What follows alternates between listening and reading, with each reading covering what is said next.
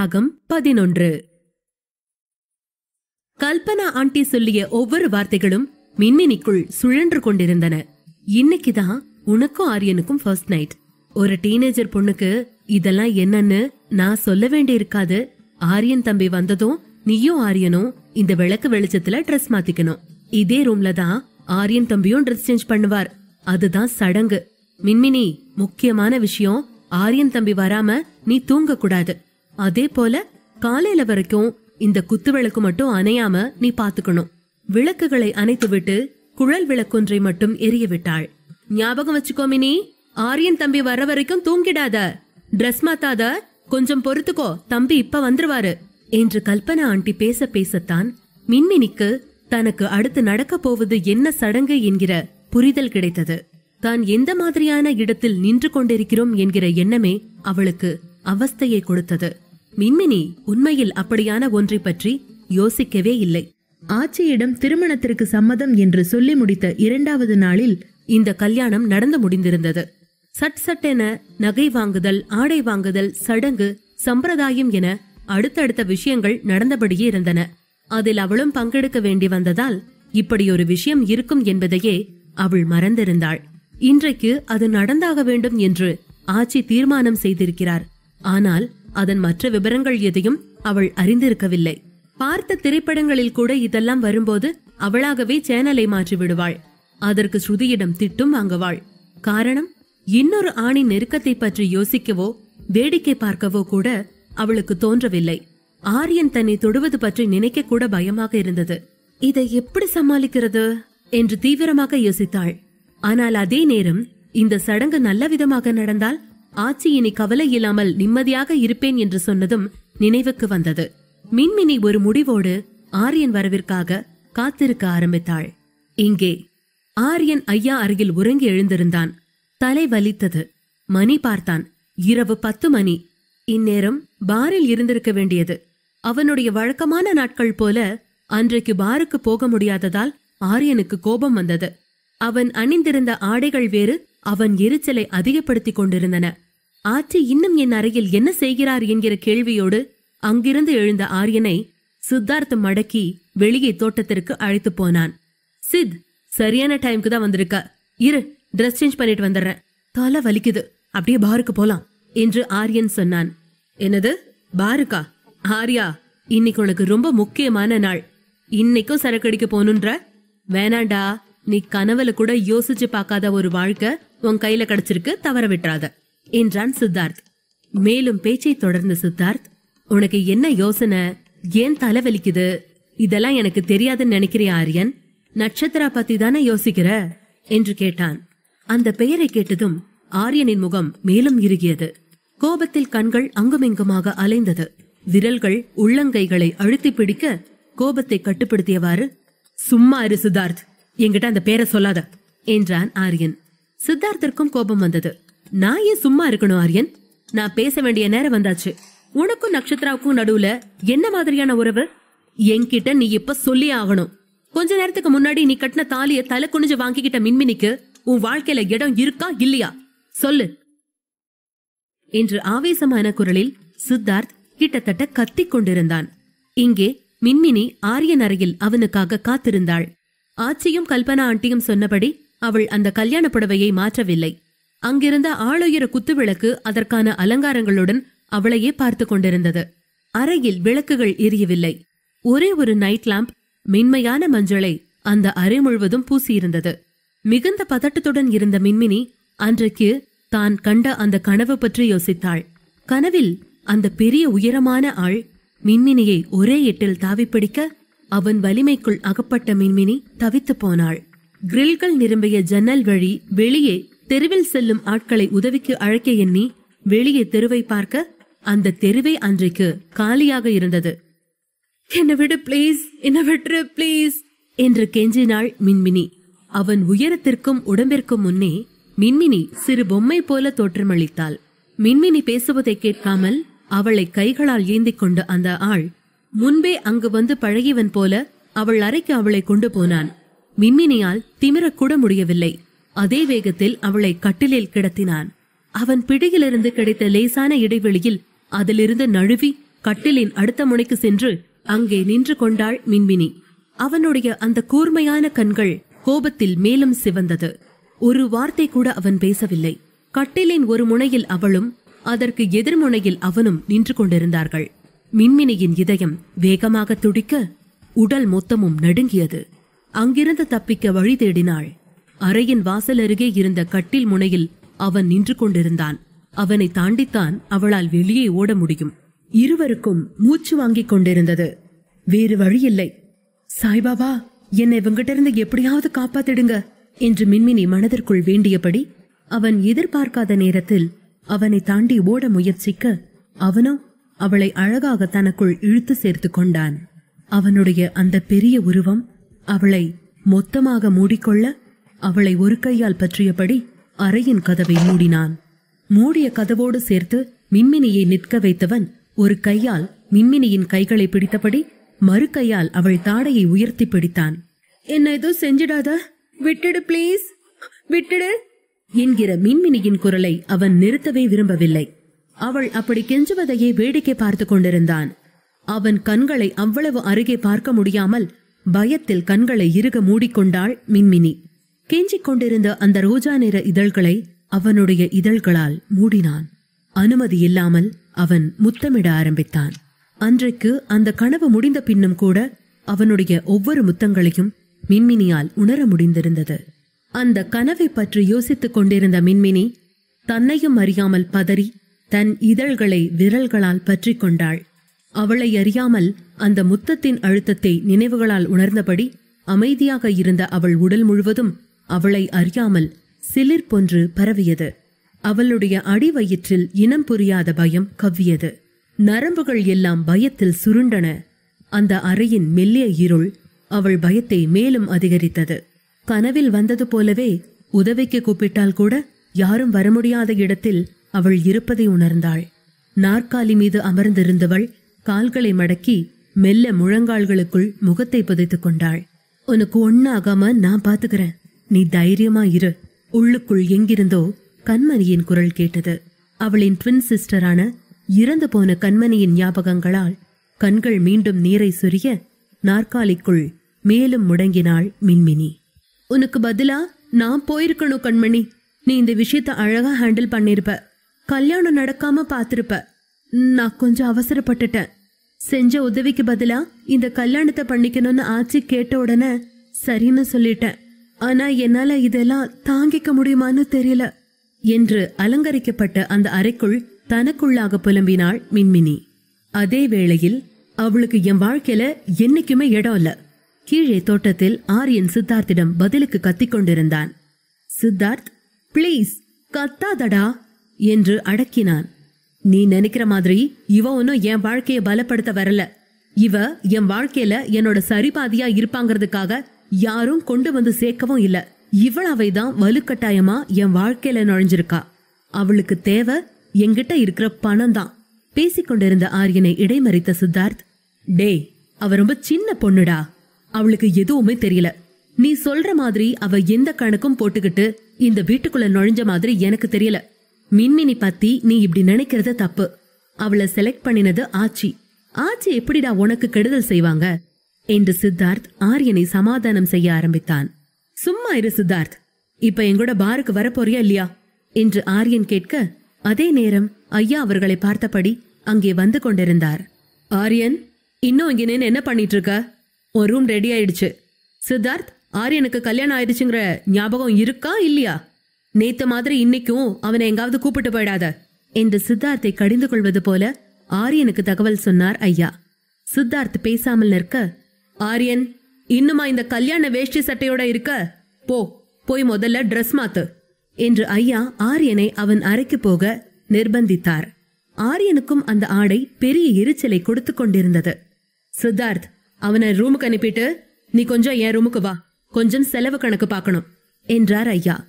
சித்தார்த்துக்கு விஷயம் புரிந்தே இருந்ததால், சரிங்க ஐயா, நீங்க போங்க, நான் இப்ப வந்துடுறேன் என்று தலையாட்டினான்.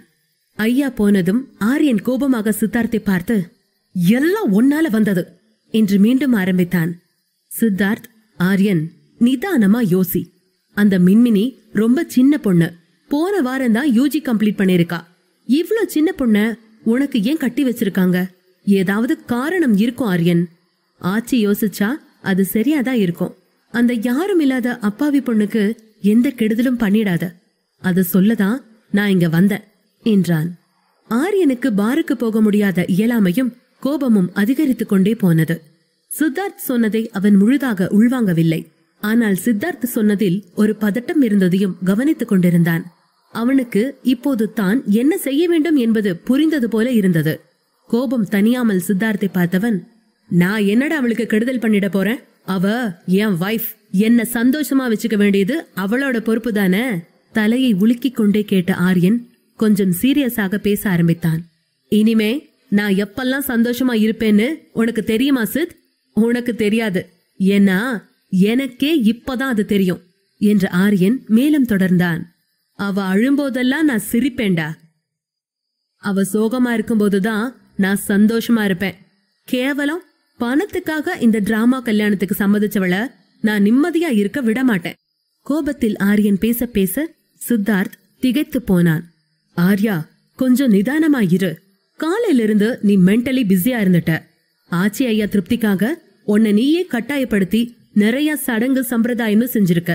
மேபி அது உனக்கு ஃப்ரஸ்ட்ரேஷனா இருக்கும். இன்னைக்கு எதுவும் பேச வேணாம். எதா இருந்தாலும் நாளைக்கு பேசலாம் என்று அப்போதைக்கு அந்த கோபத்திற்கு முற்றுப்புள்ளி வைக்க நினைத்தான். டேய் சும்மா இருடா, இன்னும் 6 மாசம் என்று ஏதோ சொல்ல வாயெடுத்தவன், இனி ஒவ்வொரு செகண்டும் எனக்கு முக்கியம்டா. இந்த மாதிரி பணத்துக்காக எதையும் செய்ய ஆசைப்படுற பொண்ணுங்களுக்கு நான் சொல்லி தரப்போற பாடம் அவங்க ஆயுசுக்கும் பணத்துக்காக ஒருத்தனை ஏமாத்தணுங்கிற நினைப்பு கூட இல்லாம பண்ணிடும் என்று ஆவேசம் குறையாமல் கூறினான் ஆரியன். ஆர்யா, இன்னைக்கு உனக்கு முக்கியமான நாள். நீ எதுக்காக இந்த கல்யாணத்தை ஒத்துக்கிட்ட அத மறந்துடாத. ஆச்சி ஐயா எல்லார் சந்தோஷமும் உன் கையில தான் இருக்கு, ஞாபகம் வச்சுக்க. அந்த பொண்ணை எதுவும் பண்ணிடாத என்று சித்தார்த் மீண்டும் எச்சரித்தான். ஆரியன் பதிலுக்கு, நீ இங்கிருந்து போ சித்தார்த். இன்னைக்கு எனக்கு ஃபர்ஸ்ட் நைட் இல்ல. அந்த சின்ன பொண்ணு அதான்டா என் அருமை பொண்டாட்டி, ஓ அழகு தங்கச்சி, எனக்காக என் பெட்ரூம்ல வெயிட் பண்ணிக்கிட்டு இருப்பா. அந்த மின்மினிய என்ன பண்ணணும்னு எனக்கு தெரியும் என்று தன்னுடைய ரூம் நோக்கி ஆரியன் செல்ல, டேய் அந்த பொண்ணுக்கு ஏதாவது ஆச்சு உன்னை நான் சும்மா விட மாட்டேன் என்று சித்தார்த் எச்சரிக்க, அதை கொஞ்சம் கூட பொருட்படுத்தாமல் ஒரு குரூரமான புன்னகையுடன் அவனுடைய அறையை நோக்கி சென்றான் ஆரியன். இந்த உலகில் ஒவ்வொரு பெண்ணும் ரகசியமாக தங்களுக்குள் இயங்கும் ஓர் ஆணின் முதல் ஸ்பரிசம் மின்மினிக்கு மட்டும் என்னவாக மாறப்போகிறது? அடுத்த அத்தியாயத்தில் பார்ப்போம்.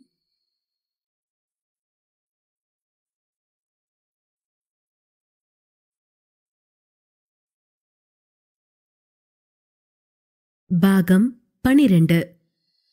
இங்கே அறையில் கட்டிலின் மீது மின்மினி முழங்கால்களை கோர்த்து கொண்டு அமர்ந்திருந்தாள்.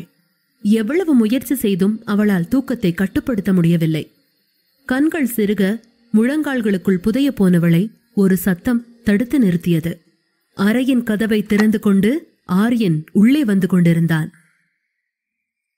மின்மினிக்கு தூக்கம் காணாமல் போனது. அவளும் அவனும் ஒரே அறையிலா? பேசாமல் அவனையே பார்த்தபடி இருந்தாள். மின்மினியை பழிவாங்கவே தான் பிறந்திருப்பதாக ஆரியனுக்கு தோன்றியது. அவளை எப்படியெல்லாம் பழிவாங்கலாம் என யோசித்தபடியே அறைக்குள் நுழைந்தான். அறை முழுவதும் இருளாக இருக்க லேசான மஞ்சள் வெளிச்சத்தில் அவனுடைய கட்டிலின் மேல் அவள் அமர்ந்திருப்பது மங்கலாகவே தெரிந்தது. ஏசி மிக மென்மையாக லேசான குளிருடன் இயங்கிக் கொண்டிருந்தது. இருட்டு கூட சமயத்தில் நல்லதுதான் என்று நினைத்துக் கொண்டான் ஆரியன். தவிர மின்மினியின் முகத்தை வெளிச்சத்தில் பார்ப்பது பற்றி நினைத்தாலே ஆரியனுக்கு ஆத்திரமாக வந்தது. தன்னுடைய அறை என்பதால் ஆரியன் எந்த தடுமாற்றமும் இல்லாமல் நேராக டிரெஸ்ஸிங் ரூம் சென்றான். அந்த இருளிலும் மின்மினி அவன் அசைவுகளையே பார்த்து கொண்டிருந்தாள். பாத்ரூமில் இருந்து வெளிவந்தவன் இப்போது உடைகளை மாற்றி இருந்தான். முழங்கால் வரையிலான ஒரு ஷார்ட்ஸுடன் மேலே ஒரு தளர்வான டிஷர்ட் ஒன்றை அணிந்திருந்தான். டிரெஸ்ஸிங் ரூமிலிருந்து வெளிப்பட்டவன் ஆடை மாற்றியிருந்ததை பார்த்து மின்மினிக்கு கோபம் வந்தது.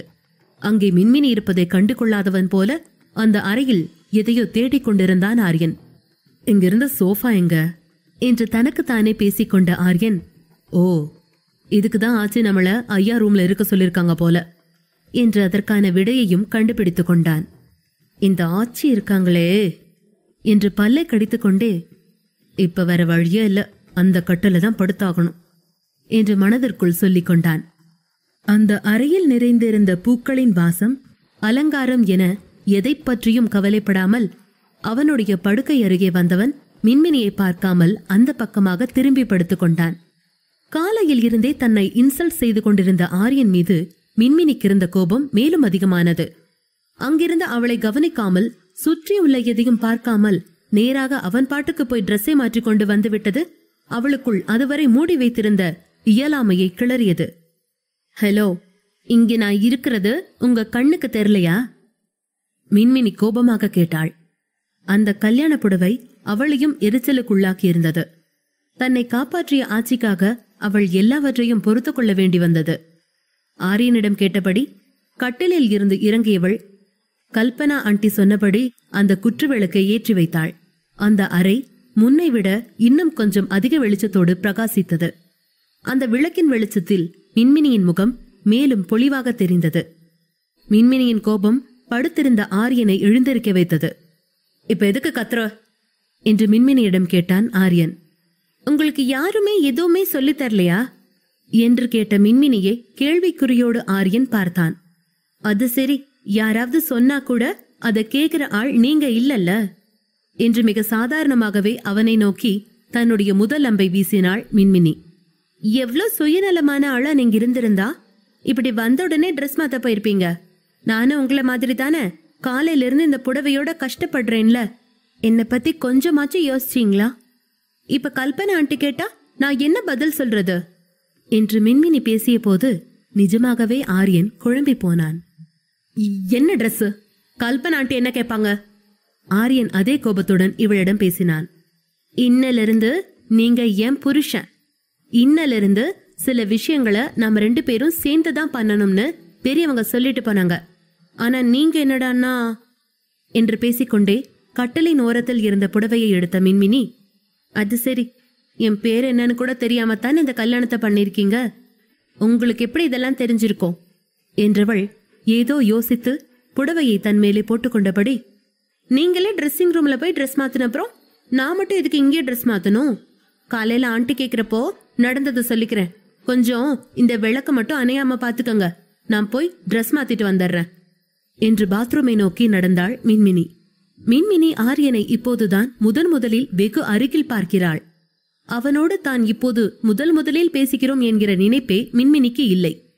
எங்கோ பாதியில் இருந்து விட்ட உரையாடலை தொடர்வது போல சரளமாக அவனிடம் பேசியபடி பாத்ரூமிற்குள் நுழைந்தாள். இன்னைக்குதான் முதல்ல என்ன பாத்திருக்கா, அதுக்குள்ள என்ன ஆட்டிடியூட் காட்டுறா என்று வெளியே ஆரியன் புழுங்கிக் கொண்டிருந்தான். பாத்ரூமிற்கு சென்ற மினி மிகுந்த சிரமத்திற்கு இடையில் அந்த கல்யாண புடவையை களைந்து டிசைனர் பிளவுஸை அகற்றி ஆச்சி கொடுத்த புடவைக்கு மாறியிருந்தாள். புடவை கட்டவே அவளுக்கு வரவில்லை. தவிர யாரிடமும் எதையும் பேசிவிட முடியாத இயலாமையும் கோபமும் அசதியும் அவளுக்குள் கலவையான மூட் ஸ்விங்குகளை கொண்டு வந்திருந்தது. ச்ச, இந்த புடவை எவன் கண்டுபிடிச்சானோ அவ மட்டும் என் கையில கிடைக்கட்டும் என்று புடவைதான் அவளுக்கு நடந்த எல்லா பிரச்சனைகளுக்கும் காரணம் என்பது போல புடவையை திட்டிக்கொண்டே கட்டி கொண்டிருந்தாள். அதுவரை தேவையெனில் ஹாஃப் சாரி மட்டுமே கட்டுவாளை தவிர புடவை என்றாலே ஓடிவிடுவாள். காலேஜ் கல்ச்சரல்ஸ் என்றாலும் கூட ஒரு ஜீன்ஸ் மற்றும் டாப்ஸ் மட்டுமே அவள் தேர்வாக இருக்கும். தேவையில்லாத ஆடம்பர ஆடைகளை பார்த்தாலே அவளுக்கு அலர்ஜி. ஒரு மாதிரி புடவையை சுற்றி கட்டிக்கொண்டாள். பிளீட்ஸ் எடுக்க வரவில்லை.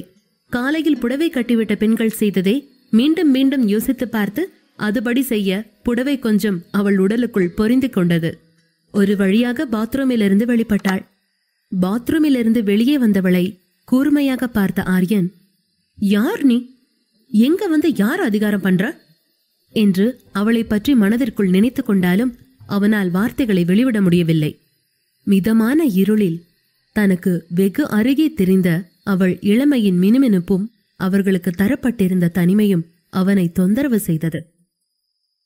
ஆரியனும் தானும் மட்டுமே அங்கிருப்பதை பற்றிய எண்ணமே இல்லாமல் விளக்கின் அருகே வந்து கீழிருந்த எண்ணெய் பாட்டிலை எடுத்து விளக்கிற்கு ஊற்றினாள். அது மிகப்பெரிய விளக்கு என்பதால் நின்று நிதானமாக சுடர் விட்டு கொண்டிருந்தது. லேசாக திரியை உள்ளடக்கி ஒரு முத்தை போல அந்த சுடரின் வடிவத்தை மாற்றினாள் மின்மினி. இது அத்தனையையும் ஆரியன் வைத்த கண் வாங்காமல் பார்த்து கொண்டிருந்தான். சின்ன பொண்ணுன்னு நினைச்சா இவ பெரிய பாட்டி மாதிரி நடந்துக்கிறா. இவகிட்ட நம்ம ஜாக்கிரதையா நடந்துக்கணும் குமாரு என்று தனக்கு தானே பேசிக்கொண்டான் ஆரியன். விளக்கை சரி செய்துவிட்டு வந்த மின்மினி தன்னுடைய நகைகளை ஒவ்வொன்றாக கழற்றி டீப்பாய் மீது வைத்தாள். இடுப்பு வரை நீண்டிருந்த அவள் கூந்தலின் பின்னல்கள் முடிவில் முடிச்சுகள் போடப்பட்டிருந்தன. தனக்கு பக்கவாட்டில் நின்று கொண்டிருந்தவள் கைகளை உயர்த்தி கழுத்தில் காதில் உள்ள நகைகளை கழற்றும் போதெல்லாம் அவள் சந்தன நிற இடை அந்த அரையிருட்டில் மின்னல் போல தெரிவதும் மறைவதுமாக இருந்ததை அவ்வப்போது பார்த்து கொண்டிருந்தான் ஆரியன். ஏமாறாத ஆரியன், இதெல்லாம் இவளுங்க நம்மள மடக்கிற ட்ரிக்ஸ், நம்பாத, அவளை பார்க்காத, வேற பக்கம் பாரு. உள்ளே ஒரு குரல் எச்சரிக்க அதுவரை கட்டிலில் அமர்ந்திருந்த ஆரியன் கைகளை மடக்கி கண்கள் மீது வைத்து அவளை பார்க்க விரும்பாமல் படுக்கையில் மல்லாந்து படுத்துக் கொண்டான். நகைகளை கழற்றி வைத்ததும் தான் மின்மினிக்கு மூச்சே வந்தது. கொஞ்சம் ஆசுவாசமானாள். ஆரியனை பற்றி அவள் ஏற்கனவே ஒரு முடிவுக்கு வந்திருந்தாள். நல்ல வேலை, சாருக்கு பொண்ணுங்களை கண்டாலே பிடிக்காதாம்ல. நம்மள பிடிக்காம இருக்கிற வரைக்கும் நமக்கு நல்லதுதான். எல்லாத்தையும் ஒரே நாள்ல நடத்திடும்னு ஆச்சி ஆசைப்படுறாங்க. எனக்கு கொஞ்சம் டைம் வேணும். அது வரைக்கும் இந்த ஜிம்பாடியோட முசுட்டுத்தனம் தான் நமக்கு ஷீல்டு என்று மனதிற்குள் சொல்லிக்கொண்டே அவனை பார்க்க அவன் கண்களை மூடி உறங்க ஆரம்பித்திருந்தான். இனி இந்த மின்மினி அவ வாழ்க்கைய போல இந்த கட்டிலையும் ஷேர் பண்ணி ஆகணும் போல என்றபடி கட்டிலின் மறுமுனைக்கு வந்தவள் அங்கே இருந்தபடியே கட்டிலின் மறுமுனையில் கண்களை மூடி தூங்கிக் கொண்டிருந்த ஆரியனை பார்த்தபடி நின்றாள். அவள் வாழ்க்கையில் முதல் முறையாக அறிமுகம் இல்லாத ஒரு ஆணுடன் ஒரு அறையில் தனித்து விடப்பட்டிருக்கிறாள். ஆரியனின் அழகை அந்த மங்கலான வெளிச்சத்தில் பார்க்க பார்க்க அவளுக்குள் பட்டாம்பூச்சிகள் பறந்து கொண்டிருந்தன. அவளுக்கு அவ்வளவு பக்கத்தில் ஒரு ஆண், அதுவும் அத்தனை கம்பீரமான அழகான ஒரு ஆண். இனி அவனோடுதான் அவள் வாழ்ந்தாக வேண்டும்.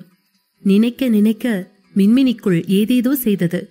நீதான் என் புருஷனா? இனிமே உன்கூட தான் நான் தூங்கணுமா? இதுக்கு பேர்தான் கல்யாணமா என்றபடி அவனையே பார்த்தாள் மின்மினி. கட்டில் மீது அமர்ந்து கொண்ட மின்மினி அந்த விளக்கை பார்த்தாள். அதுவும் அவளை பார்த்தது. திடீரென ஞாபகம் வந்தவளாக கண்களை மூடியிருந்த ஆரியனை தன்னுடைய சின்னஞ்சிறு கைகளால் தொட்டு உலுக்கி எழுப்பினாள். ஆரியனுக்கு மட்டும் தூக்கம் வந்துவிடுமா என்ன? அவனுக்கும் அதுதானே முதலிரவு. சும்மா கண்களை மூடி படுத்திருந்தவன் மின்மினியின் உழுக்கல்களால் எழுந்து உட்கார்ந்தான். அங்கே அவன் படுக்கையில் அவனுக்கு வெகு அருகே மின்மினி அமர்ந்திருந்தாள். அவள் மூச்சுக்காற்று ஆரியன் உதடுகளை தொட்டு போனது. நம்மள தூங்க வேணான்னு கல்பனா ஆண்டி சொன்னாங்க. நாம இன்னைக்கு முழுக்க தூங்க கூடாதான், அந்த விளக்கு அணையாம பாத்துக்கணுமா என்று சொன்ன அவளை ஏறிட்டு பார்த்தான் ஆரியன்.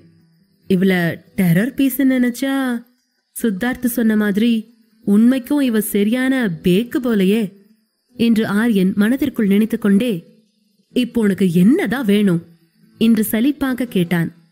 என் கூட பேசிட்டுருங்க, எனக்கு தூக்கம் வரல என்றவளை கோபமாக பார்த்த ஆரியன், உனக்கு வேணா ஒரு வேலையும் இல்லாம இருக்கலாம், ஆனா எனக்கு காலையில ஆபீஸ்ல நிறைய வேலை இருக்கு. தூக்கம் வந்தா தூங்கு, இல்லைனா வெளியே போ, சும்மா தொணன்னு. முதல் முறையாக தன்னுடைய அறையை ஒரு பெண்ணோடு பகிர்ந்து கொண்டதால் உண்டாகும் அசௌகரியங்களை அனுபவிக்க பிடிக்காமல் ஆரியன் மின்மினியிடம் எரிந்து விழுந்தான். அப்ப எங்கூட பேச மாட்டீங்க அப்படித்தானே? சரி, நான் ஆச்சி ரூமுக்கு போய் தூங்குறேன். ஆச்சி கேட்டா நீங்க என்ன ரூமை விட்டு துரத்திட்டதா சொல்ற என்று மின்மினி சொன்ன பதில் ஆரியனை பயமுறுத்தியது. ஏய், நான் எங்க உன்னை வெளியே துரத்துன என்று அவன் கோபமாக கேட்டான். இப்ப சொன்னீங்களே தூங்கு இல்லைன்னா வெளியே போன என்று சற்றுமுன் கோபமாக பேசிய அவனுடைய வார்த்தைகளை தனக்கு சாதகமாக பயன்படுத்தி கொண்டிருந்தாள் மின்மினி. நீ எங்கேயும் போவேனா தாயே, இங்கேயே இருக்கலாம் என்று ஆரியன் சொன்னதற்காகவே காத்து கொண்டிருந்தவள் போல, அதான பார்த்தேன், அந்த பயம் இருக்கட்டும் மிஸ்டர் ஆரியன் என்று சொன்னாள். அவள் குரலில் தன்னுடைய பெயரை முதலில் கேட்டவனுக்கு மனதிற்குள் ஒரு இனிமை படர்ந்தது. நரம்புகள் எங்கும் அந்த இனிப்பு இறங்கி மூளையை தித்திக்க வைத்தது. அமைதியாக தனக்குள் நடக்கும் மாற்றங்களை கவனித்துக் கொண்டிருந்தவனை மின்மினியின் குரல் அழைத்தது. அப்ப பேசவே மாட்டீங்க அப்படித்தானே என்று அவனை கோபமாக கேட்க, ஆரியன் எதுவும் பேசாமல் அமைதியாக இருந்ததை பார்த்து, பேசாட்டி போங்க, எனக்கு என்ன, அந்த குத்து விளக்க மட்டும் அணியாம பாத்துக்கோங்க நான் தூங்குறேன், காலையில இருந்து நின்னு டயர்டா இருக்கு என்றபடி திரும்பி படுத்துக் கொண்டாள். காலையிலிருந்து அங்குமிங்குமாக அலைக்கழிக்கப்பட்ட அசதி அவள் திரும்பி படுத்தவுடனே உறங்க ஆரம்பித்திருந்தாள். ஆரியன் அவனுக்கு முதுகு காட்டி படுத்திருந்த அவளையே பார்த்து கொண்டிருந்தான். என்ன பார்த்தாலே பொண்ணுங்க தெரிச்சு ஓடுவாளுக, இவ என்னடானா ஓவர் ஆட்டிடியூட் காட்டுறா. எல்லாம் பணம் வரப்போற திமிரா இருக்கும்.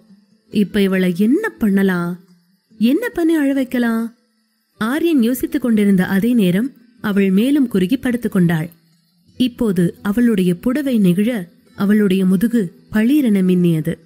அணிந்திருந்த ஜாக்கெட் வழியாக அவளுடைய முதுகின் கோடுகள் நேராய் கீழிறங்க அதன் முடிவில் திடீரென ஒரு வளைவு தெரிந்தது. கண்களை அங்கிருந்து எடுக்க முடியாத ஆரியன் கட்டிலில் இருந்து கீழே இறங்கினான்.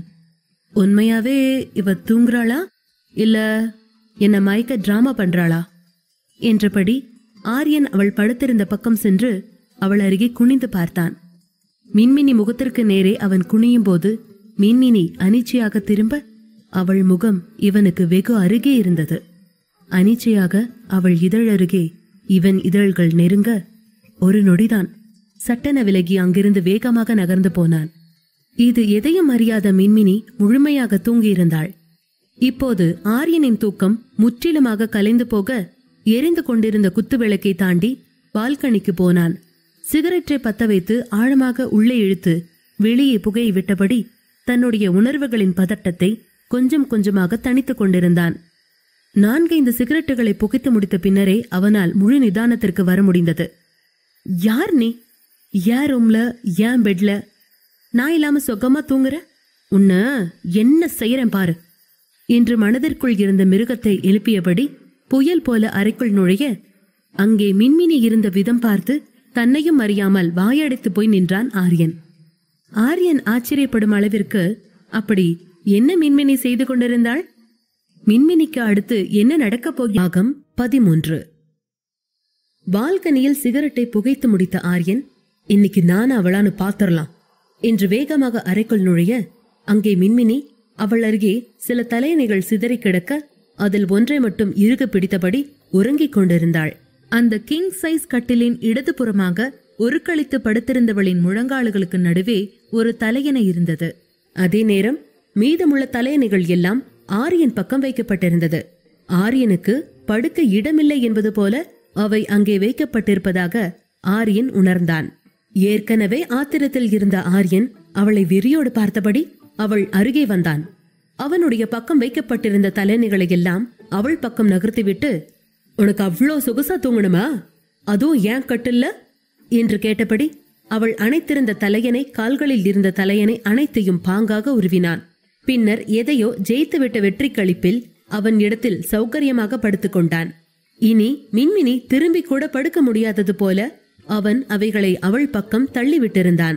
படுத்த கொஞ்ச நேரத்தில் அசதியால் உறங்கி போனான். அடுத்த நாள் விடிகையில் சிதம்பர விலாஸ் வீடு கொஞ்சம் பரபரப்பாகவே இயங்கியது. முதல் நாள் பாக்கி வைத்த வேலைகளை முடிக்க பணியாட்கள் துரிதமாக செயல்பட்டார்கள். கல்யாண வீட்டின் அலங்கார அடையாளங்களை அதற்கான தடயமில்லாமல் அகற்றுவதில் அவர்கள் மும்முரமாக இறங்கினார்கள்.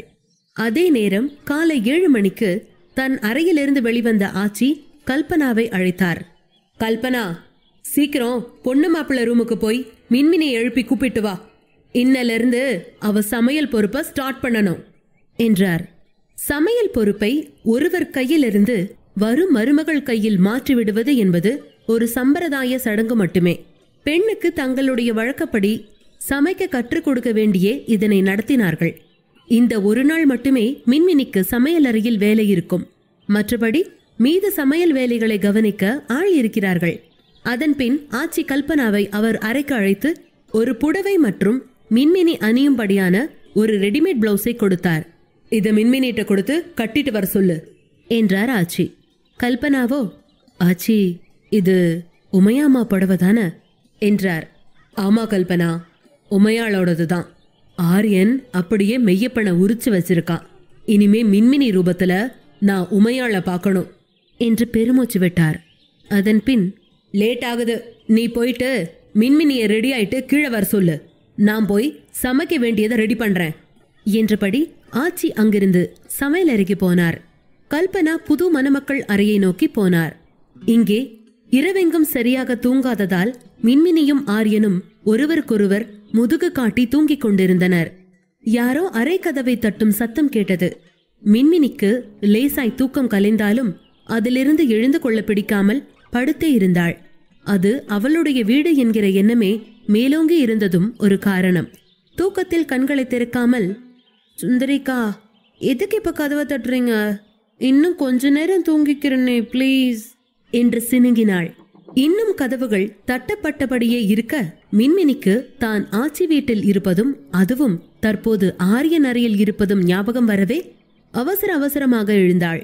ஏற்கனவே ஒரு கழித்தபடி படுத்திருந்ததால் வேகமாக கட்டிலில் இருந்து விழப்போனவள் அங்கிருந்த ஸ்டூலை பிடித்துக்கொள்ள ஸ்டூல் லேசாக ஆடியது. அதன் ஆட்டத்தில் அங்கிருந்த பால் செம்பு நிலை குலைய இந்த சத்தத்தில் லேசாக அசைந்து கொண்டிருந்த ஆரியனை பார்த்தபடி அதனை நிறுத்தி வைத்தவள் வேகமாக கதவருகே வந்தாள்.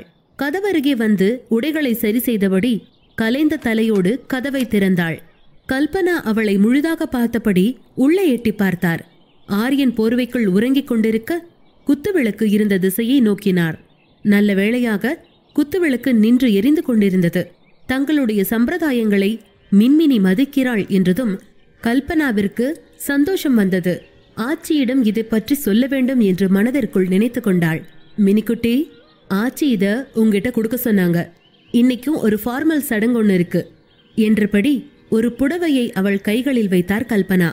குளிச்சுட்டு இந்த புடவைய மாத்திக்கணும் மினி, அதுக்கப்புறம் அந்த விளக்க குளிர வச்சுட்டு கீழவா என்ற கல்பனாவிடம், மினி இன்னைக்கும் புடவையா?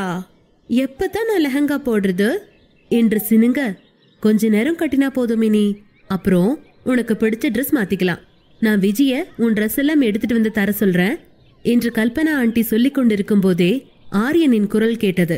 நைட்டு முழுக்க டார்ச்சர் பண்ணின, இப்ப கூட என்ன நிம்மதியா தூங்க விட மாட்டையா என்றபடி ஆரியன் எழுந்து பார்க்க அரை கதவிற்கு வெளியே கல்பனா ஆண்டி நின்று கொண்டிருப்பது தெரிந்தது. கல்பனாவை பார்த்தவுடன் அமைதியான ஆரியன் திரும்ப படுத்துக் கொண்டான். கல்பனா மினியிடம் குளித்து புடவை கட்டிக்கொண்டு கீழே வா என சைகை செய்தாள். மின்மினி சரி என்று தம்ஸ்அப் காட்ட அங்கிருந்து நகர்ந்தார் கல்பனா. கல்பனா நகர்ந்ததும் மின்மினி அரை கதவை சாத்திவிட்டு உள்ளே வந்தாள். மின்மினிக்கு மீண்டும் ஆரியன் மீது கோபம் வந்தது. ஆரியன் வேண்டுமென்றே கல்பனா ஆண்டி முன் தன்னை இன்சல்ட் செய்ததாக நினைத்தாள். நான் மட்டும் எந்திரிச்சு குளிக்கணும், சார் மட்டும் தூங்கணுமா என்றபடி வேண்டுமென்றே அங்கிருந்த வெள்ளி ஜக் மற்றும் டம்ளர்களை உருட்டி கீழே தள்ளினாள். ஆரியனின் கார் சாவி உள்பட அங்கிருந்த சின்ன சின்ன பொருட்களை வாரி இறைத்தாள். இந்த சத்தம் கேட்டதும் ஆரியன் எழுந்து உட்கார்ந்தான். ஆரியன் உடனடியாக இழுவான் என்பதை மினி எதிர்பார்க்கவில்லை. எப்படியும் அப்படி இப்படி அவன் உருள்வதற்குள் பாத்ரூமிற்குள் நுழைந்து விடலாம் என்று கணக்கு போட்டிருந்தாள். ஆரியன் எழுந்து அவளை நோக்கி கோபத்தோடு இறங்கி வர அவள் அங்கிருந்த டவலை எடுத்துக்கொண்டு அவன் கைகளில் சிக்காமல் புடவையோடு பாத்ரூமை நோக்கி ஓட ஆரம்பிக்க அவளை எட்டி பிடிக்க நினைத்த ஆரியன் தோற்று போனான். மின்மினி அவசரமாக பாத்ரூமிற்கு சென்று தாளிட்டு கொண்டாள். நல்லா வேணும், இனி எப்படி தூக்கம் வரும்னு நான் பாக்குறேன் என்று வெற்றியோடு புன்னகைத்தபடி அங்கு தயாராக வைக்கப்பட்டிருந்த புதிய பிரஷை எடுத்து கவரை பிரித்து நிதானமாக பல் துளக்க ஆரம்பித்தாள். கொஞ்ச நேரத்துக்கு இங்கிருந்து வெளியில போக கூடாது, போனா மிலிட்டரி ஆபீசர் நம்மள சும்மா விட மாட்டாரு என்று நினைத்தபடி கீசரில் வெந்நீரை ஆன் செய்து ஷவரில் குளிர் நீரும் வெந்நீரும் கலந்த கலவை வருவதற்காக பைப்புகளை திருகிவிட்டு நிதானமாக குளிக்க ஆரம்பித்தாள் மின்மினி. குளித்து முடித்ததும் வெளியே ஏதேனும் சப்தம் வருகிறதா என்று பார்த்தாள். அறையில் ஒரு சப்தமும் இல்லை. புடவை வேறு மிக கனமாக இருந்தது. எப்போ பாரு புடவை கட்டுனா நான் என்ன பண்றது, இது வேற நிக்கவே மாட்டேங்குது என்று தன்னுடைய சின்ன இடைக்குள் அந்த பெரிய புடவையை நுழைக்க முடியாமல் திணறியவள் புடவையை மட்டும் வெளியே போய் நன்றாக கட்டிக்கொள்ளலாம் என புடவையை முந்தின நாள் இரவை போல சும்மா பெயருக்கு சுற்றி கொண்டு பாத்ரூமிலிருந்து மின்மினி வெளியே வந்தாள். அவள் வெளியே வந்த அதே நேரம் தன்னிடம் இருந்து தப்பித்து போய் தன்னுடைய தூக்கத்தை கலைத்த அவளுக்காகவே வெளியே டிரெஸ்ஸிங் ரூமில் காத்திருந்த ஆரியன் அவள் கைகளை பிடித்து இழுக்க இதை எதிர்பார்க்காத மின்மினி சும்மா சுற்றி கொண்டிருந்த புடவையை இறுக பிடித்தபடியே நேராய் ஆரியனின் மார்புகளில் மோதினாள். இதை எதிர்பாராத ஆரியன் அனிச்சையாக அவளை தன்னுடைய கைகளால் வளைத்து அவன் அருகே சேர்த்தி கொண்டான். விடுங்க, நான் கீழே போகணும், ஆச்சி எனக்காக வெயிட் பண்றாங்க என்றாள். ஆரியன் உன்னை அவ்வளோ சீக்கிரமாலாம் அனுப்பிட முடியாது. இன்னைக்கு நான் உன்னை விடுறதா இல்ல என்றபடி அவளை மேலும் அருகே இழுத்து கொண்டான். இந்த பிடியின் இறுக்கத்தில் இருந்து தப்பிக்க நினைத்த மின்மினி, சரி சரி, நான் தான் தப்பு பண்ணிட்டேன், வேணும்னு எழுப்பி விட்டுட்டேன். ஒன்னு பண்ணலாம், ஏதாவது டீல் பேசலாம். நான் 5 டைரி மில்க் பப்ளி வாங்கி தரேன், டீல் ஓகேவா? இப்ப என்ன விடுங்க, நான் ஆச்சிக்கிட்ட போகணும் என்று அப்பாவி கண்களுடன் பேசியவளை பார்த்து ஆச்சரியப்பட்டவன், உனக்கு அறிவுதான் இல்லைன்னு நினைச்சேன், இப்பதான் தெரியுது உனக்கு மூளைன்ற பாகமே இல்லைன்னு என்றான். அவனோடான அந்த நெருக்கம் மின்மினியை எதுவும் செய்யவில்லை. உண்மையில் ஆச்சி வர சொல்லி போக முடியாமல் லேட் ஆவதுதான் அவளுக்கு கவலையாக இருந்தது. ஏதோ சடங்கு என்பதாலேயே அவள் பதட்டமாகி இருந்தாள். ஆரியனிடமிருந்து விலக நினைத்தவள் அவன் விடப்போவதில்லை என்பது புரிந்ததும் அடுத்த ட்ரிக்காக அவளது கைகளை பின்புறமாக கோர்த்து அவனை கட்டி கொண்டாள். சாரி, இனிமே இந்த மாதிரிலாம் பண்ண மாட்டேன், இப்ப மட்டும் என்ன விட்டுருங்க என்று அவள் அவன் மார்பின் அருகில் இருக்கும் முகத்தை உயர்த்தி அவனை பாவமாக பார்த்தாள். ஆரியனால் அந்த கண்களை பார்க்க முடியவில்லை. அதே நேரம் இந்த திடீர் அணைப்பை அவன் எதிர்பார்க்கவும் இல்லை. அவள் அப்படி ஹக் செய்ததும் தன்னுடைய 75 கிலோ உடல் எடை இழந்து லேசாவதைப் போல் உணர்ந்தான். அவன் மனதில் இதுநாள் வரை இருந்த இறுக்கம் தளர்ந்து கொண்டே போவதையும் உணர்ந்தான். அவளிடம் இருந்து விலக விரும்பாமல் அப்படியே நின்றான்.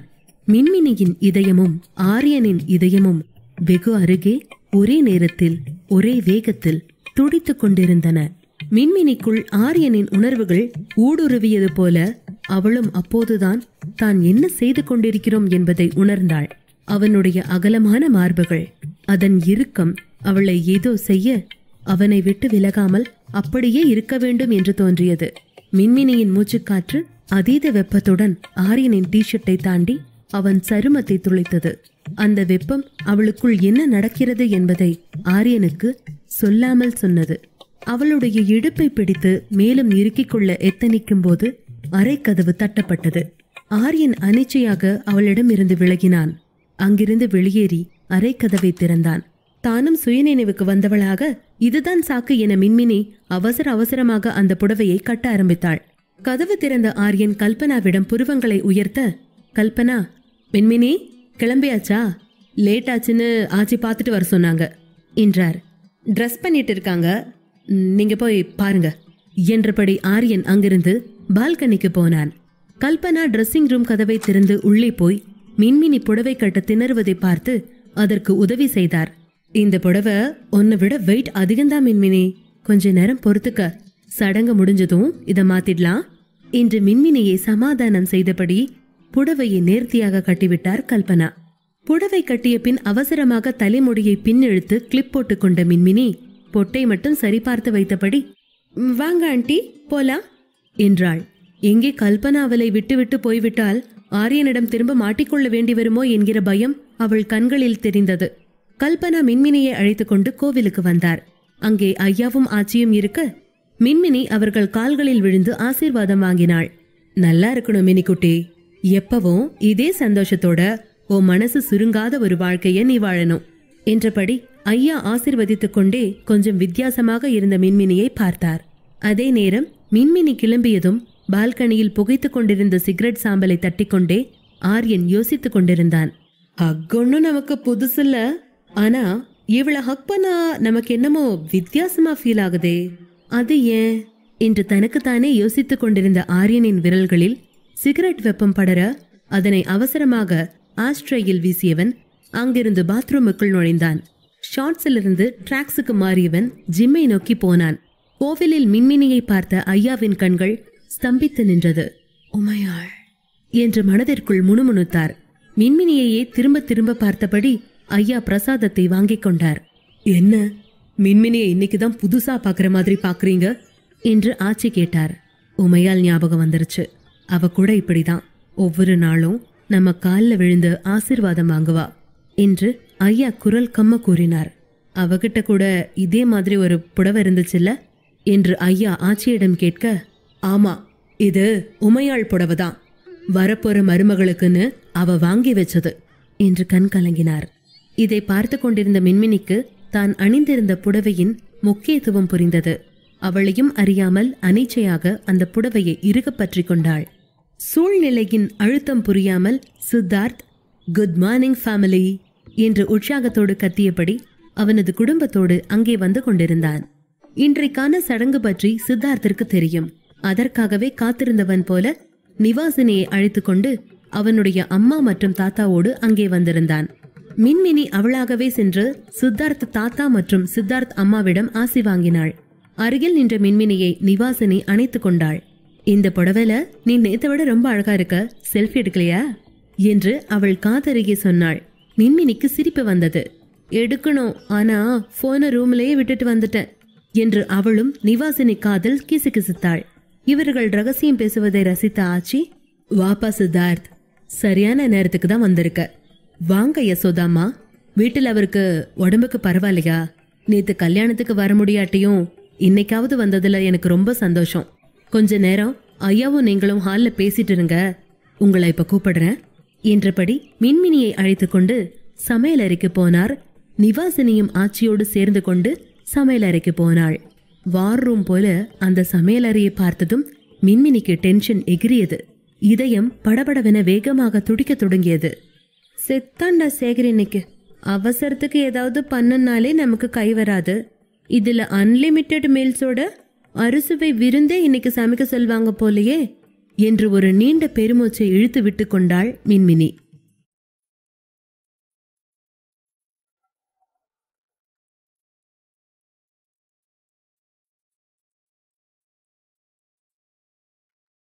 பாகம் 14.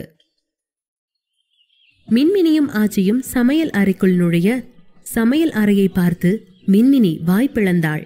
ஆச்சி, இவ்ளோ பெரிய கிச்சனை இப்பதான் முதல்ல பாக்குறேன் என்றபடி அங்கே வைக்கப்பட்டிருந்த பொருட்களை வேடிக்கை பார்த்தாள். பழமை மாறாத பித்தளை பாத்திரங்கள் தங்கமாய் ஜொலித்துக் கொண்டிருந்தன. ஆங்காங்கே எவர் சில்வர் பாத்திரங்களும் மரத்தாலான பொருட்களும் மூங்கில் கூடைகளும் இருந்தன. அந்த அறையின் பழமைக்கு பொருத்தமில்லாத 4 பர்னர் கொண்ட கேஸ் ஸ்டவை பார்த்ததும் மின்மினிக்கு மூச்சு வந்தது. அப்பாடா, நல்ல வேலை கேஸ் அடுப்பு இருக்கு. சம்பிரதாயம்னு சொல்லி எங்க அடுப்பு கூட்டி சமைக்க சொல்லிருவீங்களோன்னு பயந்தேன் ஆச்சி என்று மின்மினி கிண்டல் செய்ய அங்கிருந்த கல்பனாவிற்கும் விஜிக்கும் சிரிப்பு அடக்க மாட்டாமல் வந்தது. ஆச்சியும் சிரித்தபடி, இந்தா, இதுதான் என் ராஜ்யம். இனிமேல் நான் ரிட்டையர்ட் ஆகிறேன். இனி நீ தான் இந்த நாட்டுக்கு ராணின்னு சொல்லி இந்த பொறுப்பை உன்கிட்ட கொடுக்கறேன். இது சாதாரண சமையல் ரூம்னு நினைக்காத. இது வழியாதான் இந்த வீட்டுல உள்ளவங்கள நாம எவ்வளோ நேசிக்கிறோம்னு காட்ட முடியும். அவங்கள நோய் நொடி அண்டாம அக்கறையோட பாத்துக்க முடியும் என்ற ஆச்சி, மினி, நான் கோயம்புத்தூர் வரப்பெல்லாம் ஏதாவது ஸ்வீட் செய்வல்ல, இப்ப இங்க நீ ஒரு ஸ்வீட் பண்ணணும். அதான் உன் டாஸ்க். அது வரைக்கும் நான் போய் சித்தார்த் அம்மா யசோதா கிட்ட பேசிக்கிட்டு இருக்கேன். விஜி, மினி கேக்குறத ரெடியா எடுத்துக்கொடு என்று கூறிவிட்டு நகர்ந்தார். களத்துல இறங்கியாச்சு, இனி கரண்டையை பிடிப்போம் என்று இடுப்பில் சேலையை ஏத்தி செருகியவள் நிவாசினியையும் ஆச்சியோடு அனுப்பிவிட்டு பாசிப்பருப்பு பாயாசத்திற்கு தேவையான பொருட்களை எல்லாம் விஜி மற்றும் கல்பனாவின் உதவியுடன் கேட்டு வாங்கி செய்ய ஆரம்பித்தாள் மின்மினி. பாயாசத்திற்கு தேவையானவற்றை விஜி எடுத்துக் கொடுக்க முதலில் பருப்பை குக்கரில் போட்டு வேக வைத்துக் கொண்டே விஜியிடம் அந்த வெல்லத்தை தட்டு என்று சொல்ல விஜி வெல்லத்தை தட்டி கொடுத்தாள். ஏலக்காய் பொடி வேணும் ஆண்டி என்று கல்பனாவிடம் கேட்க கல்பனா ஏலக்காய்களை இடித்து கொடுத்தார். கூடவே தனியே ஒரு தாளிக்கும் கரண்டியில் நெய் ஊற்றி முந்திரி, பாதாம், பிஸ்தா பருப்பை அதில் தாளிதம் செய்து கொண்ட மின்மினி பாசிப்பருப்பு வெந்து வந்ததும் அதனை நன்றாக மசித்து வெல்லம் சேர்த்தாள். கொஞ்ச நேரம் கழித்து தாளித்து வைத்திருந்த பொருட்களை அதில் சேர்த்து கிளறிவிட்டு கூட ஏலக்காய் பொடியை இணைத்து இறக்கினாள். 15 நிமிடத்தில் தானே முழுமையாக அந்த சமையலை முடித்தாள் மின்மினி. கல்பனா, விஜியும் அவளது சுறுசுறுப்பையும் நேர்த்தியையும் கண்டு வாயடைத்து நின்றனர். அதே நேரம் ஜிம்மில் இருந்து ரூமுக்கு வந்து குளித்து ரெடியான ஆரியன் கீழே ஹாலுக்கு வர அங்கே சித்தார்த் குடும்பத்தோடு இருக்கவே அவனை பார்த்து கையசித்தபடி அவர்களோடு இணைந்து கொண்டான். சித்தார்த்தின் அம்மா யசோதா ஆரியனிடம் திருமண வாழ்த்துக்களை தெரிவித்தார். அவரின் கால்களில் விழுந்து ஆசீர்வாதம் வாங்கியவன், நன்றிமா, உங்களோட ஆசீர்வாதம் எனக்கு எங்க அம்மாவே வந்து கொடுத்த மாதிரி இருக்கு என்று அவரின் கைகளை பற்றி கொண்டவனின் கண்களின் ஓரம் லேசாக ஈரம் துளிர்த்தது. என்னதான் ஆரியன் இறுக்கமானவனாக எதையும் ஈஸியாக கடந்து போகும் குணமுடையவனாக வெளிப்பார்வைக்கு தெரிந்தாலும் அவனுக்குள்ளும் இறந்து போன அவன் தாய் தந்தையை பற்றிய ஏக்கங்களும் தவிப்பும் ஓயாத அலைகளாக என்றும் சுழன்று கொண்டேதான் இருக்கின்றன. சிறு வயதிலிருந்தே அவர்களின் பிரிவை தாங்க முடியாமல் தவிப்பவன் பின் அந்த இறுக்கமான முகமூடியை தன் முகமாக அணிய ஆரம்பித்து விட்டான். அவன் வலியை உணர்ந்து கொண்ட சித்தார்த், என்ன என்னைக்கும் இல்லாம இன்னைக்கு நேரமே எழுந்து ரெடி ஆயிட்டு கீழே வந்துட்ட? தங்கச்சி உன்னை ஒரே நாள்ல மாத்திட்டாங்க போல என கிண்டலாக கேட்க அவன் பேச்சுக்கு அனைவரும் சிரித்தனர். ஆரியன் சித்தார்த்தை முறைத்தபடி, அதெல்லாம் ஒன்றும் இல்லை, நைட்டெல்லாம் சரியா தூங்க முடியல, அதான் அப்படியே எழுந்துட்டேன், இன்னைக்கு மீட்டிங் வேற இருக்கு என்று ஆரியன் சமாளிக்க, சித்தார்த்தோ, நைட்லாம் தூங்கலைனாதான் அதுக்கு பேரு ஃபர்ஸ்ட் நைட்டா என்று ஆரியனின் காதில் கிசுகிசுத்து சிரித்தான். அதன் பின், சரி அதெல்லாம் விடு, சிஸ்டரோட பேசுனியா? அவங்க எப்படி, உனக்கு பிடிச்சிருக்கா என்று சித்தார்த் ஆரியனிடம் ரகசியமாக கேட்க, அவ ஒரு சரியான பேக்கு, ஏதோ ஆக்சிடென்ட்ல தலையில் அடிபட்ட மாதிரி வித்தியாசமா நடந்துக்கிறா என்று ஆரியன் வெறுப்போடு பதில் சொல்ல, என்னது என்று அதிர்ச்சியானான் சித்தார்த்.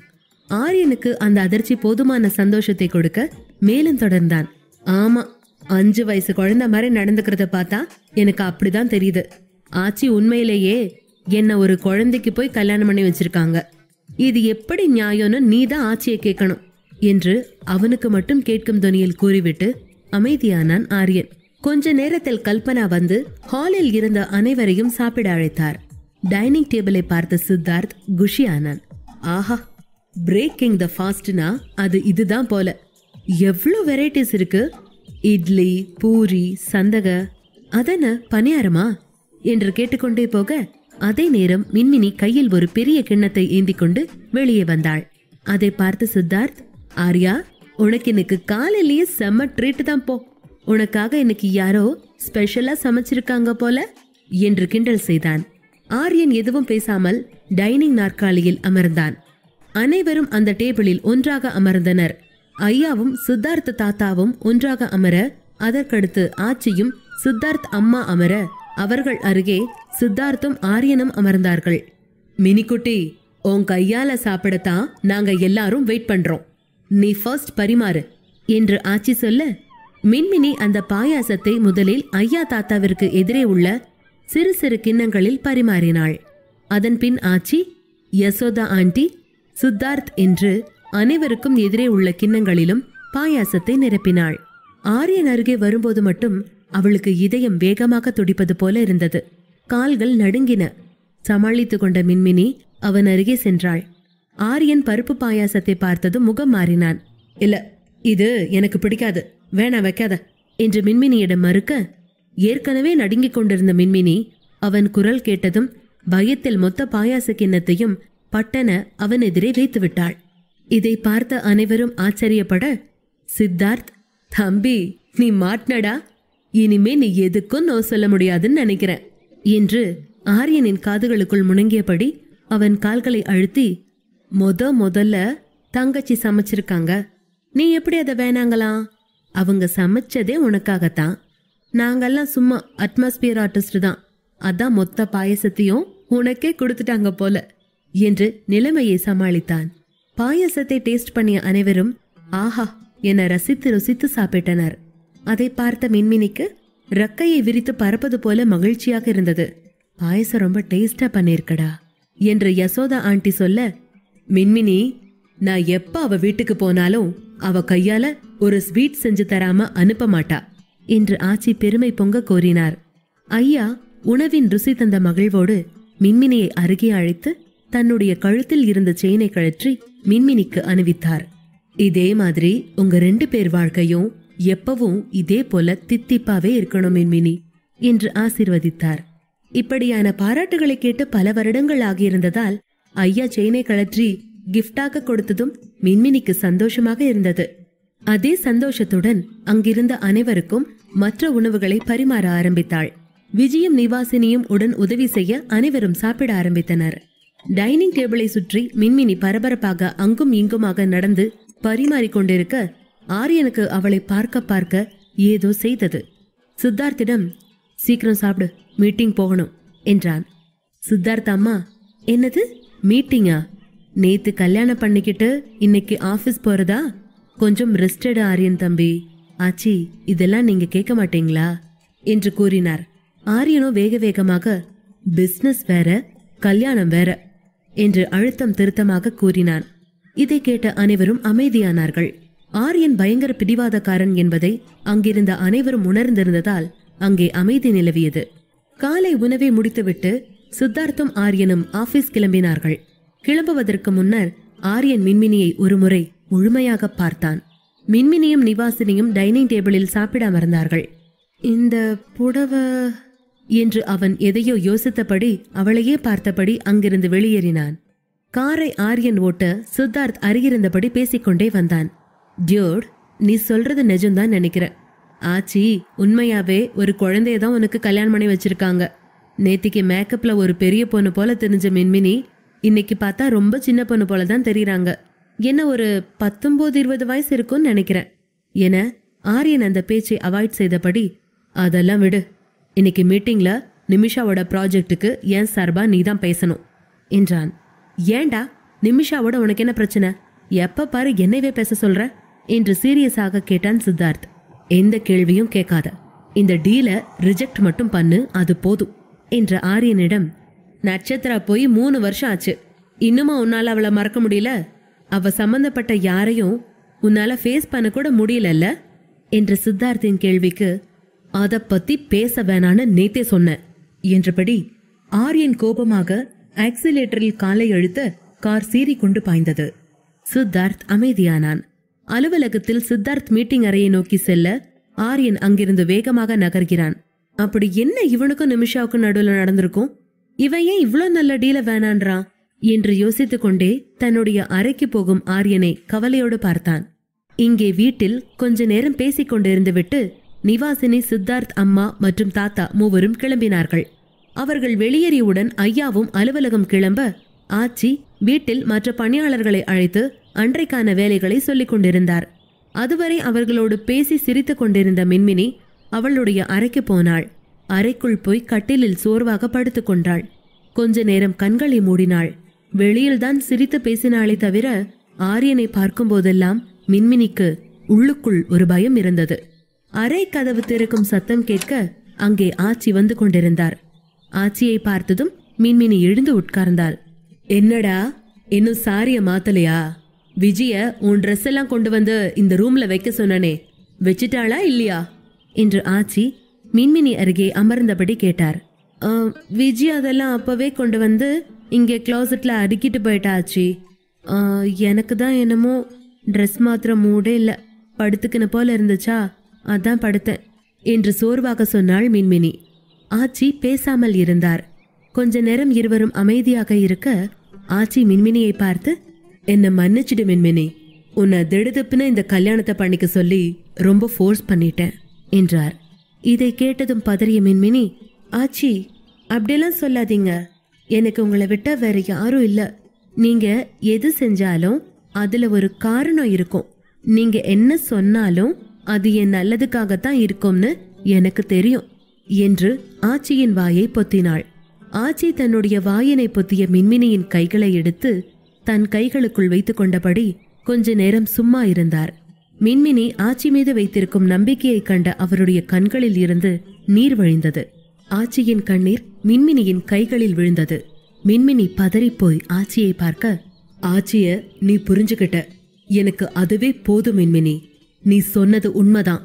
நான் சில காரணத்துக்காக தான் இந்த கல்யாணத்தை இவ்ளோ சீக்கிரமா நடத்தி முடிச்சேன். நேரம் வர்றப்ப அந்த காரணங்களை உன்கிட்ட நிச்சயமா சொல்றேன். அது வரைக்கும் கொஞ்சம் வெயிட் பண்ணு என்றபடி ஆச்சி அவளை அணைத்து கொண்டார். அணைத்தபடியே, ஆரியன் கொஞ்சம் கோபக்காரன்தான் மின்மினி, ஆனா கெட்டவன் இல்ல, அவன் ரொம்ப தங்கமான பையன் என்றதும் மின்மினி என்று மட்டும் பதில் சொன்னாள். மேலும் பேச்சை தொடர்ந்த ஆச்சி, ஒரு சில விஷயங்கள்ல நமக்கு இயல்பாகவே ஒரு உரிமை இருக்கும். ஒரு சில சமயங்கள்ல அந்த உரிமைய நாமளே எடுத்துக்க வேண்டியும் வரலாம். நான் சொல்றது உனக்கு புரியுதா மின்மினி என்று மின்மினியை பார்த்து ஆச்சி கேட்க, ஒண்ணுமே புரியலையா ஆச்சி என்று தன்னுடைய உதடுகளை பிதுக்கியபடி வெள்ளந்தியாக மின்மினி பதில் சொன்னாள். உனக்கான சில உரிமைகளை ஆரியனா கொடுக்கணும்னு நீ எதிர்பார்க்காம நீயா எடுத்துக்கணும் மின்மினி என்று ஆச்சி நேரடியாக விஷயத்தை சொன்னதும் ஓ, இப்ப புரிஞ்சிருச்சாச்சி. இன்னைக்கு அவர் வந்த உடனே நான் என் உரிமை என்னன்னு கேட்டு வாங்கிடுறேன். மீண்டும் குழந்தை போல் பேச ஆச்சி வாய் விட்டு சிரித்தார். அது அப்படி இல்ல மினிக்குட்டி. உரிமையை எடுத்துக்கணும்னா சம்பந்தப்பட்டவங்கிட்ட போய் என் உரிமையை எனக்கு கொடுங்கன்னு கேக்குறது ஒரு வழி. ஆனா இன்னொரு வழி கூட இருக்கு என்றார் ஆச்சி.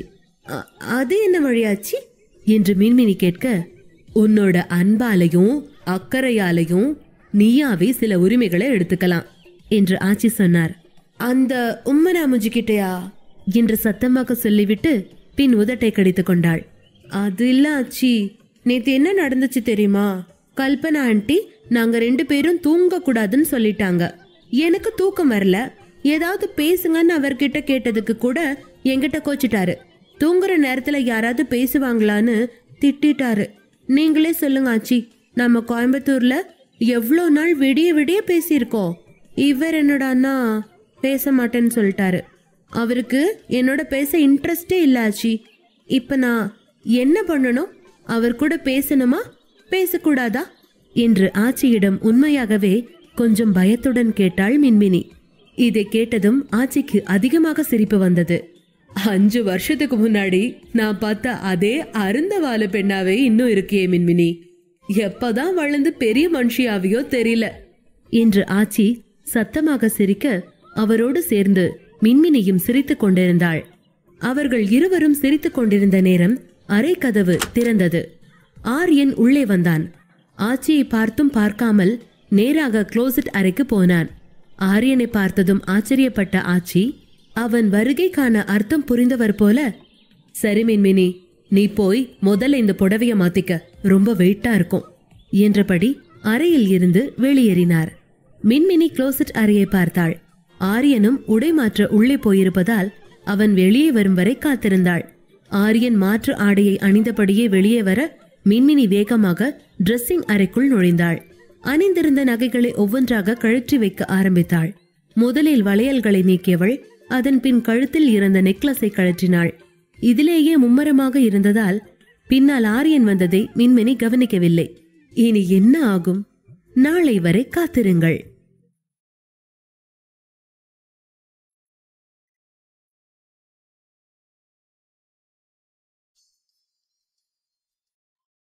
பாகம் 15.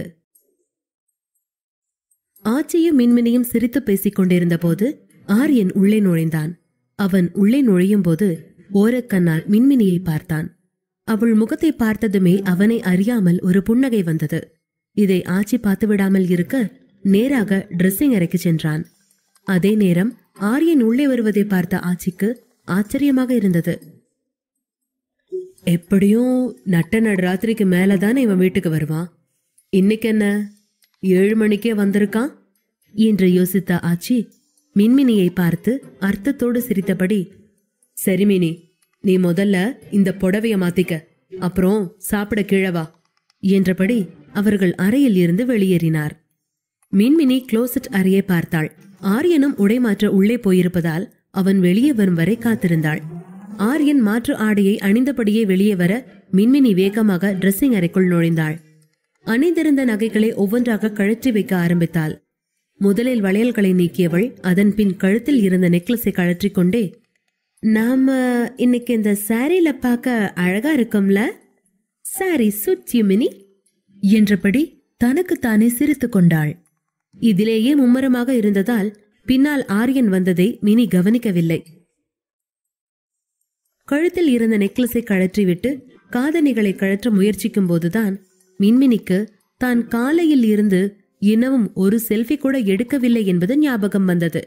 தனக்குத்தானே தலையில் அடித்தபடி, இந்த புடவையில இன்னும் ஒரு போட்டோ கூட எடுக்கலையே, அப்புறம் எப்படி ஸ்ருதி கிட்ட ஸ்வீட் சர்ப்ரைஸ்னு பிக்ஸ் அனுப்ப முடியும் என்று தனக்குத்தானே பேசிக்கொண்டே மீண்டும் நெக்லஸை மாட்டிக்கொண்டு வளையல்களை அணிந்து கொண்டு அங்கிருந்த எதையோ தேடிக்கொண்டிருந்தாள்.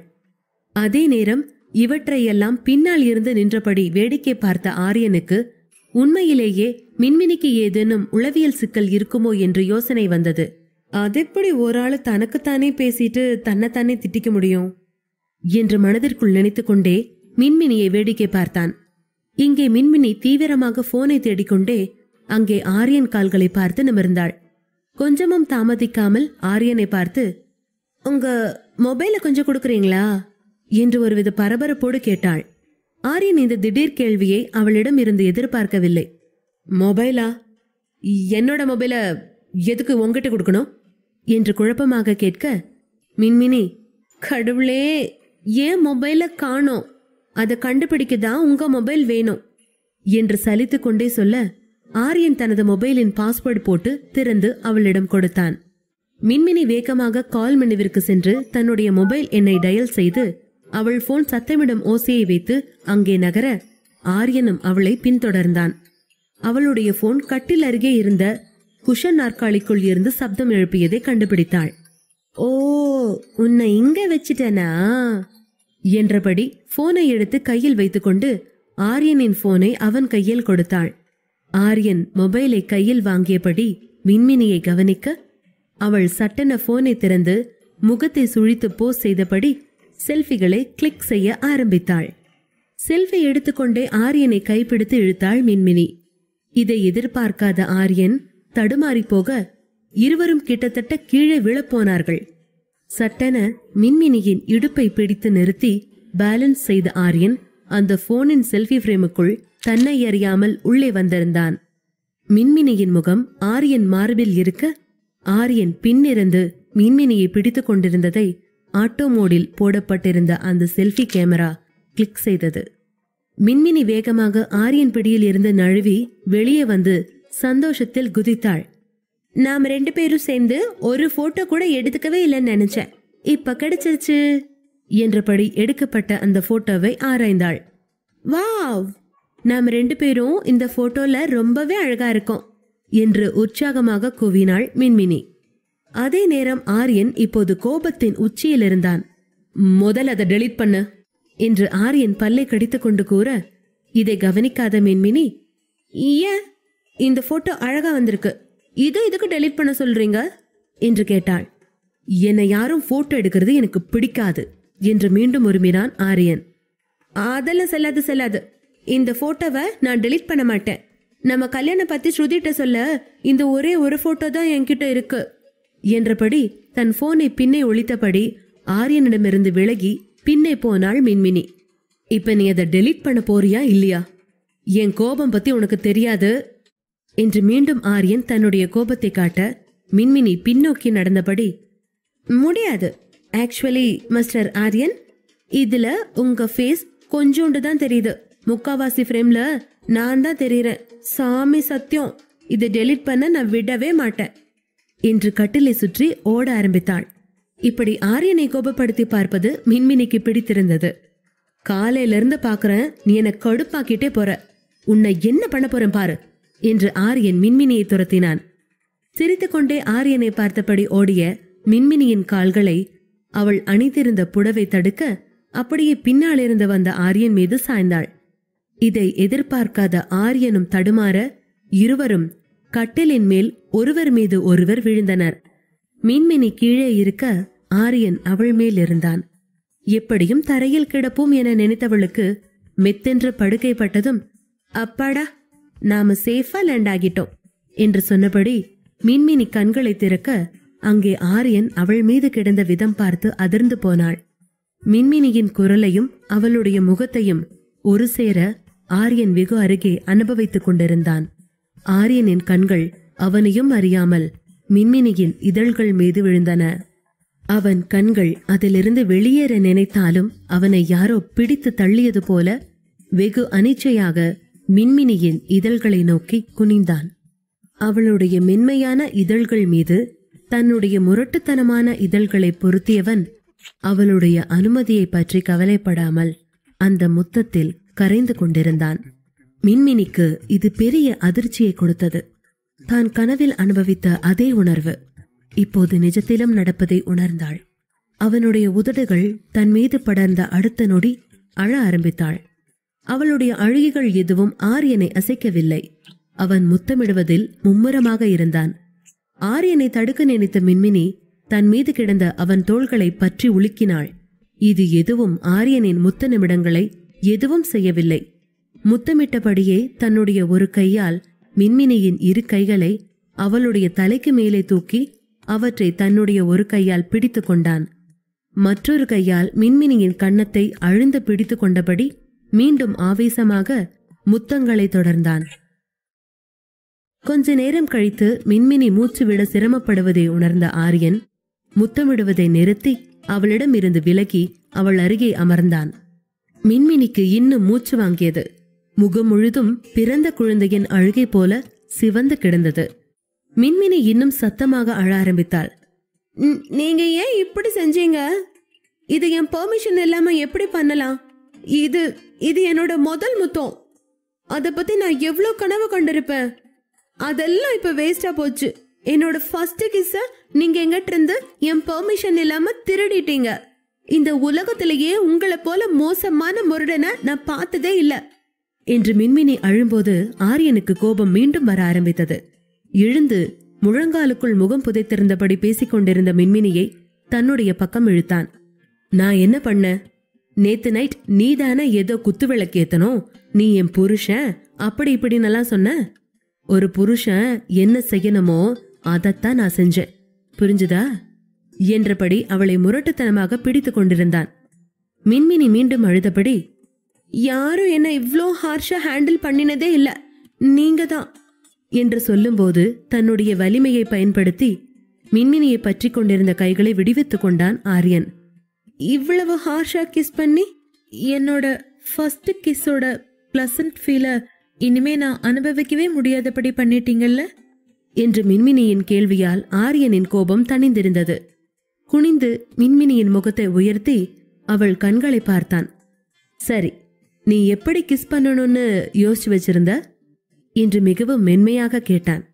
தன்னுடைய கண்களை திறக்க விரும்பாத மின்மினி, தெரியல, ஆனா இவ்ளோ ஹார்ஷா கொடுத்திருக்க மாட்டேன், அது மட்டும் நிச்சயம் என்று மீண்டும் விசும்பினாள். இதை கேட்டதும் ஆரியன் மனம் காரணம் இல்லாமல் சந்தோஷமானது. மின்மினி அழும்போதும் அழகாக இருப்பது போல் பட்டது. சற்று முன் தான் முத்தமிட்ட உதடுகளை மீண்டும் பார்த்தான். மின்மினியின் உதடுகள் சற்றே வீங்கி சிவந்து கிடந்ததை பார்த்ததும் ஆரியன் தன்னுடைய கட்டுப்பாட்டை மீண்டும் இழந்தான். மின்மினியின் கன்னங்களை பிடித்துக்கொண்டு அவள் இதழ்களை மறுபடி முத்தமிடத் தொடங்கினான். இம்முறை வெகு நிதானமாக மிக மென்மையாக அவன் முத்தமிட்டுக் கொண்டிருந்தான். மின்மினி கண்களை மூடி அதில் மூழ்க ஆரம்பித்தாள். அதே நேரம் விஜி அவர்கள் இருந்த அறைக்குள் நுழைந்து கொண்டிருந்தாள். கண்ணெதிரே இவர்கள் இருவரும் முத்தமிடுவதை பார்த்ததும் அதிர்ச்சியில் என்ன செய்வதென்று தெரியாமல் கண்களை தாழ்த்தி தலையை குனிந்து அங்கேயே நின்றாள். அறைக்குள் சத்தம் கேட்டதும் ஆரியன் மின்மினியை முத்தத்தில் இருந்து விடுவித்தபடி பார்க்க அங்கே விஜி நின்று கொண்டிருந்தாள்.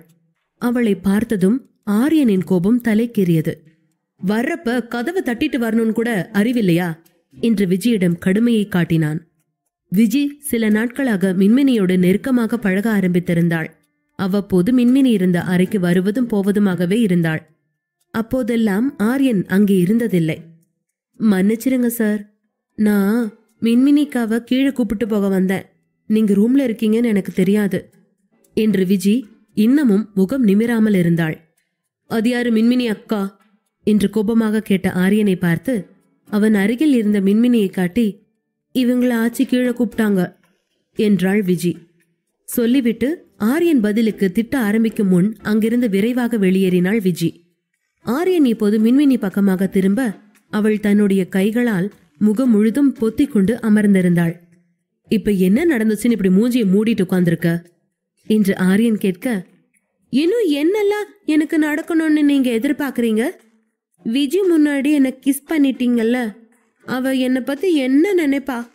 இனி அவ முகத்துல நான் எப்படி முழிப்பேன் என்று மின்மினி புலம்ப ஆரம்பிக்க ஆரியன், இவன் நிஜமாவே ஒரு இடியட் தான் என்றபடி, அவள்லாம் எதுவும் நினைக்க மாட்டா, முதல்ல இங்கிருந்து கிளம்பு, ஆச்சி கூப்பிடுறாங்களாம், அதான் நான் வர்றப்ப என்னவோ என்னை பத்தி கிண்டலா பேசி ஆச்சி கிட்ட சிரிச்சிட்டு இருந்தல்ல, நீ பண்றதெல்லாம் ஆச்சி நம்பலாம், நானும் அப்படி உன்னை நம்பணும்னு எந்த அவசியமும் இல்ல, கிளம்ப முதல்ல, போறப்ப அப்படியே அந்த ட்ரெஸ்ஸை மாத்திட்டு போ, இல்லைனா அங்க போயும் எங்காவது தடுக்கி விழுந்து வைப்ப என்று வேண்டா வெறுப்பாக பதில் சொன்னான் ஆரியன்.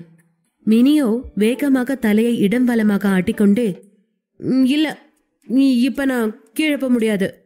அங்க விஜய் இருப்பா, என்னால் அவளை இப்போ ஃபேஸ் பண்ண முடியாது என்றாள். ஆரியன் அவள் அருகே அமர்ந்து அவள் கைகளை முகத்தில் இருந்து விலக்கினான். இப்ப நீ இங்கிருந்து போகலைனா நான் மறுபடியும் கிஸ் பண்ண வேண்டியிருக்கும்